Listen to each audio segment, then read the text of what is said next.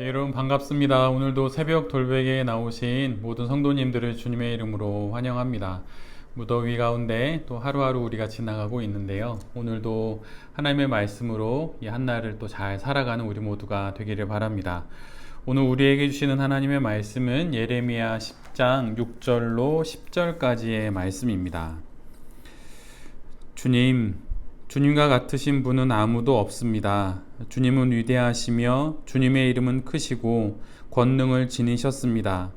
세계 만민의 임금님, 누가 주님을 두려워하지 않을 수 있겠습니까?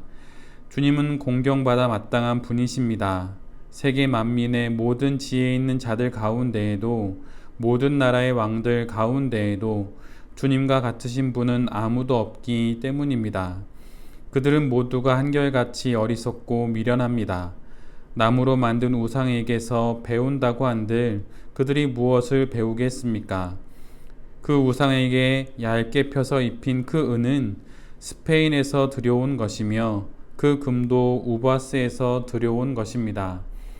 우상들은 조각가가 새긴 것, 은장이가 만든 공예 품입니다. 그것에다가 청색 옷과 자주색 옷을 걸쳐 놓은 것이니 모두가 솜씨 좋은 사람들이 만들어 놓은 것입니다. 오직 주님만이 참되신 하나님이시요 주님만이 살아계시는 하나님이시며 영원한 임금님이십니다. 주님이 진노하시면 땅이 지진을 일으키고 그 진노는 세계 만민이 감당할 수가 없습니다. 아멘. 오늘은 예레미야 10장의 말씀을 갖고 신앙은 사랑의 정서로 시작된다. 신앙은 사랑의 정서로 시작된다 라고 하는 제목으로 함께 하나님 말씀을 나누도록 하겠습니다. 우리 모두는 신앙인입니다. 신앙을 갖고 살아가고 있지요. 그리고 신앙이 우리의 모든 삶의 가장 큰 기준입니다. 그렇다면 우리가 가지고 있는 이 신앙에 가장 궁극적인 성격이 있다면 그것은 무엇이라고 말할 수 있을까요?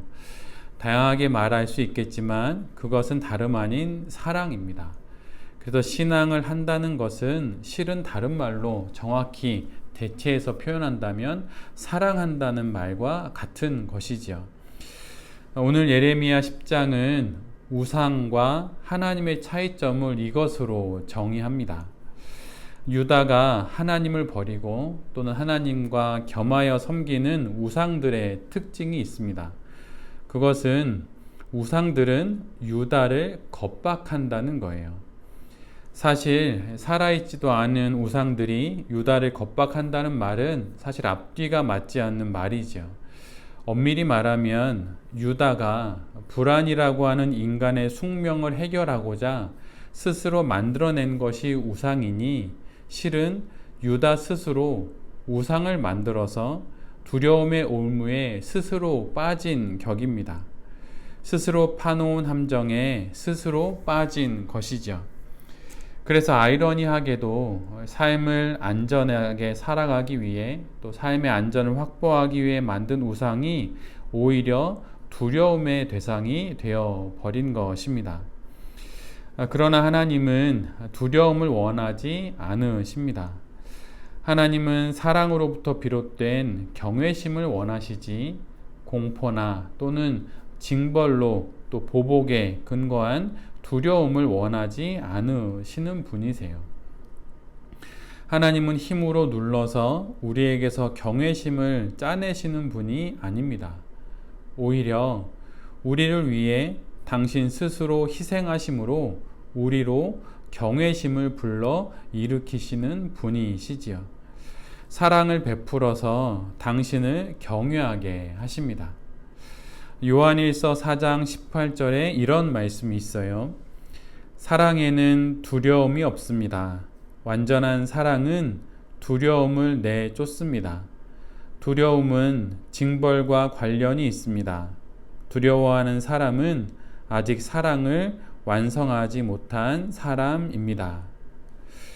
우레의 자식이었던 사도 바울이 그의 인생의 말년에 편지를 쓰면서 그는 이렇게 말하고 있어요. 사랑에는 두려움이 없다고 말이죠. 그리고 완전한 사랑은 두려움을 저 멀리 내쫓는다고 말합니다. 두려움과 사랑은 공존할 수가 없어요. 왜냐하면 두려움은 공포에서 비롯되고 또한 징벌과 관련이 있기 때문입니다. 공포심이 비롯되어서 또 징벌에 대한 또 겁으로 인하여서 두려움을 갖게 되고 그 두려움으로 하나님을 믿는다고 하는 것, 그것은 결코 사랑이신 하나님과 공존할 수 없는 그러한 정서들이지요. 그래서 두려움으로는 결코 완전한 사랑에 이룰 수가 없습니다. 두려움과 사랑은 전혀 정반대의 지점에 있는 것이에요. 그런데 우상은 두려움으로 신앙하게 합니다. 그래서 우상은 거짓이고 우상은 허상인 것이죠. 그러나 하나님은 사랑을 베풀어서 신앙하게 합니다. 그래서 하나님은 참이고 진실이에요.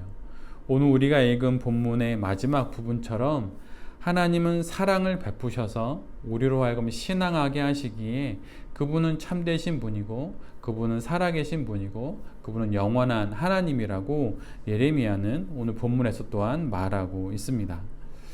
성도는 하나님으로부터 사랑을 받았기에 하나님을 사랑하게 되고 또한 그 사랑에 대한 응답으로 신앙하게 되는 것입니다. 우리가 하나님이 우리를 먼저 사랑하셨기 때문에 우리가 그분을 사랑하게 되는 것처럼 그 사랑으로 인하여서 우리가 그 반응과 응답으로 하나님을 신앙하게 되는 것입니다. 강제로 할 수 없는 것, 그런 것들이 이 땅에 몇 개 있을 수 있지만 그 중에 가장 중요한 것은 사랑일 거예요. 강제로 사랑하게 할 수는 없습니다.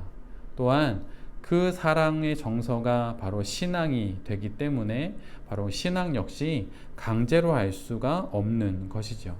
강요할 수가 없는 것입니다. 요한일서 4장 19절에 보면 이런 말씀이 또한 나와 있어요. 우리가 사랑하는 것은 하나님이 우리를 먼저 사랑하셨기 때문입니다. 그런데 이 말씀의 고대 사본을 읽어보면 우리가 사랑하는 것, 바로 이 사이에 하나님을 이라고 하는 목적어가 명확하게 표시되어 있어요. 즉 우리가 하나님을 사랑하는 것은 하나님이 우리를 먼저 사랑하셨기 때문이다. 이렇게 고대 사본은 번역해 놓고 있습니다. 하나님이 우리를 먼저 사랑하셨고 그 다음에 우리가 하나님을 사랑하게 된 것이죠. 이것이 바로 사랑의 순서입니다. 신을 향한 이 사랑이 바로 우리에게는 신앙의 이름이 되어서 우리가 그분을 사랑하고 또한 믿고 소망하게 되는 것입니다. 가끔 믿음의 선인들의 글을 읽다 보면 한글이든 아니면 다른 나라 언어로 번역된 책이든 읽다 보면 모두가 동일하게 소문자로 기록되어 있다가 유독 어느 글자에서만큼은 대문자로 기록해 놓는 경우들을 종종 보게 됩니다. 대부분 그 단어들은 그 믿음의 선인이 매우 중요하게 여기는 단어들의 경우에 그것을 대문자로 표현을 합니다. 예를 들면 하나님, 아니면 성령님 이런 것들이 대부분 그런 것이죠. 그런데 만약에 신앙에 있어서 만약 신앙에 대문자가 있다고 말한다면 그것은 단연코 사랑일 것입니다. 하나님이 우리를 먼저 사랑하셨기에 우리가 그 사랑에 대한 응답으로 그분을 신앙할 수 있기에 우리 신앙에 대문자가 있다고 한다면 그것은 바로 사랑이라고 하는 그 단어인 것이죠. 그런데 우상은 이런 사랑이 없습니다. 우상은 두려움으로, 공포로, 징벌로 그렇게 우리를 겁박할 뿐 그것에게는 사랑이 없죠. 그래서 우상은 헛것입니다. 오늘 본문처럼 그래서 우상은 조각가가 새긴 것이고 은장이가 만든 공의 품에 지나지 않는 것이죠. 오직 하나님만이 참되고 오직 하나님만이 살아계시고 오직 하나님만이 영원한 하나님인 것입니다. 이처럼 참되시고 지금도 살아계셔서 영원히 우리를 통치하시는 그 하나님이 우리를 지금도 사랑하시는데 어느 누가 그분을 신앙하지 않을 수 있겠습니까? 또다시 하루가 시작됩니다. 다양한 신앙의 이야기로 또 우리가 배웠던 여러 신앙의 또 여러 요소들로 이 하루를 살아갈 수 있겠지만 그 무엇보다 우리의 신앙을 시작하게 된 그 첫 번째 정서인 그 사랑으로 오늘 하루도 우리에게 주어진 이 하루를 잘 살아가는 우리 모두가 되기를 간절히 바랍니다. 사랑받아 시작된 신앙이니 사랑으로 신앙하면서 살아가는 새벽 돌베개의 모든 성도님들과 또한 이 말씀을 전하는 제 자신이 될 수 있기를 간절히 또한 사랑을 사모하면서 기도드립니다. 아멘. 제가 기도하도록 하겠습니다. 주님, 당신으로부터 사랑을 받았기에 오늘도 그 사랑을 받아 살아갑니다. 받은 사랑에 대한 당연한 반응인 사랑으로 당신을 신앙하며 살아가게 하여 주시옵소서. 고상한 지식과 신비한 체험이 아닌 깊은 사랑의 정서로 당신을 신앙하며 살아가는 그 하루가 될 수 있도록 주여 우리에게 은혜를 내려 주시옵소서. 이 하루에 있을 모든 일들을 주님께 의탁합니다. 사랑의 주님, 이 모든 일들 가운데 우리와 동행하여 주시고 또한 우리를 도와 주시옵소서. 이 모든 말씀 우리 주 예수 그리스도의 이름으로 기도드립니다. 아멘.